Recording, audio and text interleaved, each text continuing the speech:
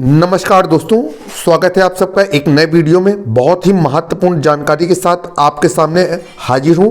दोस्तों, जल्द ही UP board का एग्जाम होने जा रहा है और कार्यालय सचिव माध्यमिक शिक्षा परिषद उत्तर प्रदेश प्रयागराज के द्वारा 17 जनवरी 2023 को एक आदेश पारित किया गया है विद्यार्थियों के हित के लिए, जिसमें बताया गया है कि जो वर्ष 2023 की हाई स्कूल की बोर्ड परीक्षा होगी, इसमें प्रत्येक विषय के प्रश्न पत्र के लिए 20 अंक की वस्तुनिष्ठ परीक्षा OMR सीट के माध्यम से की जाएगी और वर्ष 2021-2022 में कक्षा 9 के लिए भी गृह विज्ञान या गृह परीक्षा पे ये OMR सीट के प्रयोग करवाया जा चुका है।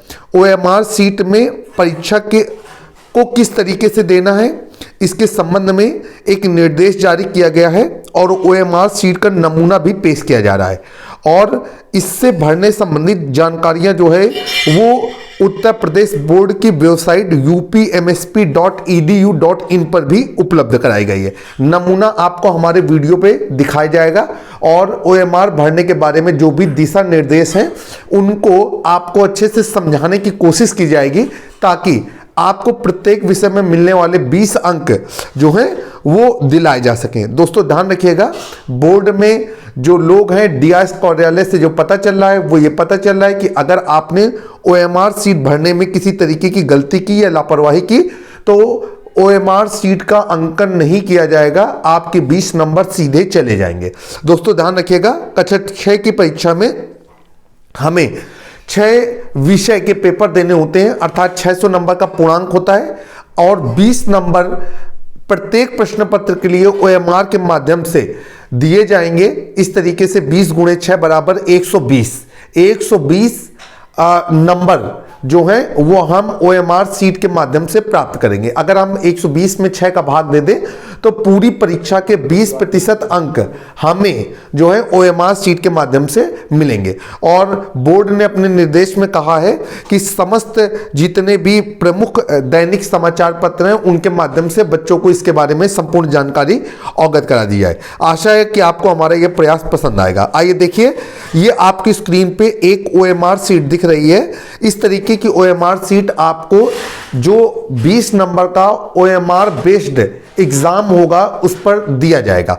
दोस्तों, ध्यान रखिएगा, जो अब OMR सीट आपको दी जाएगी तो उस पर आपका लिखा होगा board of high school and intermediate education Uttar Pradesh और ये हाई स्कूल की परीक्षा पे ही केवल लागू होना है। इंटर वाले छात्र बिल्कुल भी परेशान नहीं होंगे। देखिए दोस्तों, क्या है कि इसमें आपको सबसे पहले गोले भरने का तरीका बताया गया है। 5 तरीके आपको दिए गए हैं और आपको बताया गया है कि कौन सा तरीका सबसे सही रहेगा। आप देख रहे हैं कि आपको गोला भरने में क्या करना है कि जो भी आपका उत्तर आपको सही लग रहा हो, जो जिस प्रश्न का उत्तर जो सही लग रहा है आपको उसी पर, अगर A सही लग रहा है तो A के सामने B सही लग रहा है, B के A के ऊपर B सही लग रहा है तो B के ऊपर, C सही लग रहा है तो C के ऊपर और D सही लग रहा है तो D के ऊपर सही का निशान लगा देना है। और सही का निशान नहीं लगाना दोस्तों, आपको उस गोले को पूरी तरीके से काला कर देना है। देखिए, यहाँ पर 2 फॉर्मेट दिए गए हैं, एक आपको गलत तरीका बताया गया है, एक आपको सही तरीका दिया गया है। देखिए, सही तरीके में आपको 5 प्रश्नों के उत्तर बताए गए हैं, गलत तरीके में भी आपको 5 प्रश्नों के उत्तर बताए गए हैं। अगर आप उस गोले को काट रहे हैं या उस पर सही का निशान लगा रहे हैं या उसको अर्ध रूप से काला कर रहे हैं या उसे बिंदी रूप में काला कर रहे हैं या उसे थोड़ा सा काला कर रहे हैं तो यह तरीका गलत माना जाएगा। सही तरीका वही है कि जिस नंबर का प्रश्न है उसका जो भी विकल्प सही है उसे आप पूरे काले पेन से पूरी तरीके से गोला कर दें। और देखिए, यहां पर दोस्त क्या है बच्चों, क्या है कि OMR सीट का क्रमांक आपको भर के मिलेगा।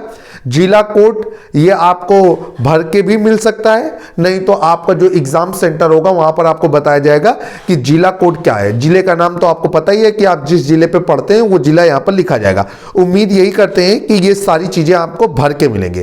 केंद्र कोड भी आपको अगर भर के मिलेगा तो ठीक है, नहीं तो आपको वहां पर उपलब्ध कराया जाएगा। रोल नंबर आपको खुद भरना होगा या वहां से भर के मिलेगा। विषय का कोड या क्रमांक भी आपको भरना होगा यहाँ पर या वहां से भर के मिलेगा, और प्रश्न पत्र संख्या आपको भरनी होगी या वहां से भर के मिलेगी। दोस्तों ध्यान रखिएगा, अगर वहां से भर के मिलता है तो ठीक है, अगर भर के नहीं मिलता है तो आप नमूना अपने सामने देख लें किस तरीके से भरना है। जिले कोड को पहले लिखना है, डैश लगाना है और जिले का नाम कैपिटल लेटर पे लिखना है।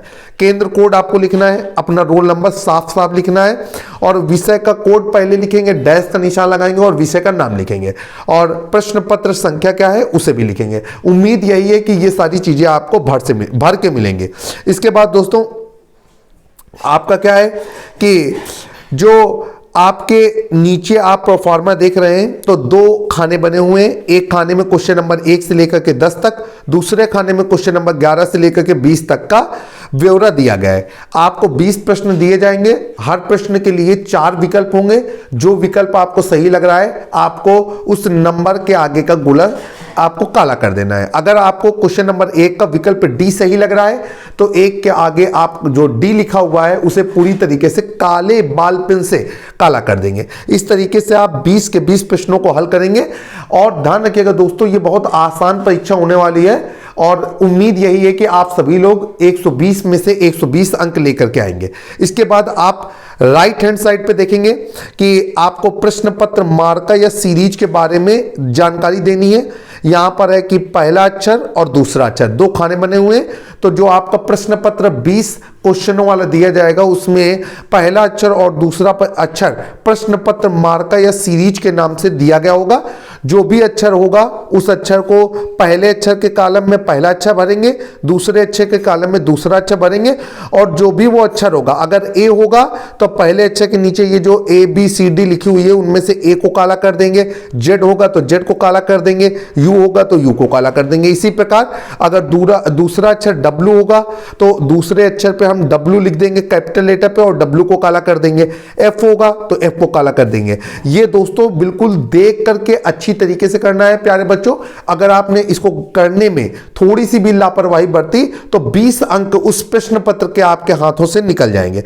और यहां पर निर्देश भी दिया गया है कि प्रश्न पत्र भाग केवल चित्रकला एवं संगीत वादन विषय हेतु प्रश्न पत्र के जिस भाग को परीक्षार्थियों द्वारा हल किया गया है उसके सम्मुख गोले को भरा जाएगा। अन्य विषयों हेतु यहां कुछ भी अंकित ना किया जाए। तो ये काम केवल किसके लिए होगा? चित्रकला और संगीत वादन के लिए होगा। ठीक है, आइए आगे चलते हैं।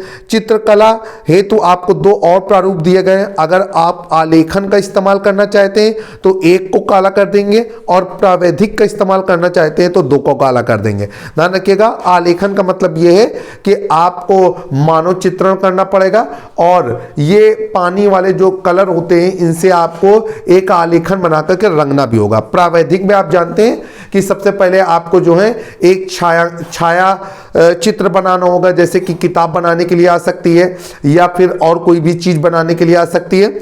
और इसके अलावा जो दूसरा भाग होगा जिसमें हम आलेखन बनाते हैं, पानी और कलर का इस्तेमाल करते हैं, उसका इस्तेमाल नहीं करना है। इसकी जगह पे हमको निर्मेय करनी है। गणित में जिनका हाथ अच्छा है, जिनकी रचनाएं अच्छी हैं, मैं उनको सलाह देता हूं कि निर्मेय करेंगे।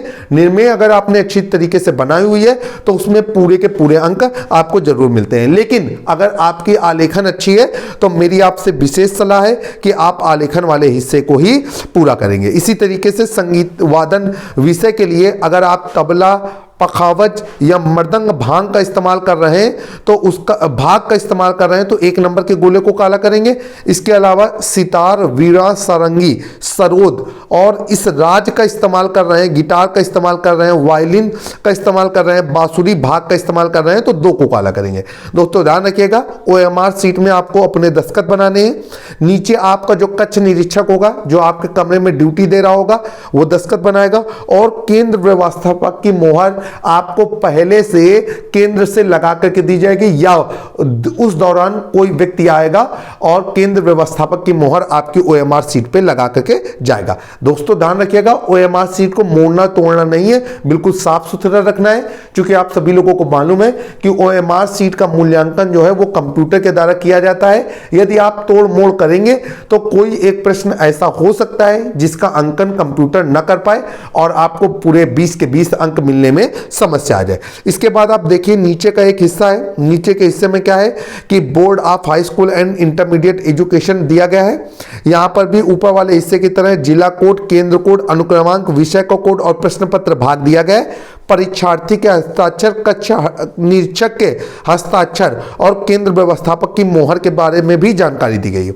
और जिस तरीके से ऊपर OMR क्रमांक दिया गया है, नीचे भी आपको OMR क्रमांक दिया गया है। आपको दोनों OMR क्रमांकों को भली भांति मिला लेना है।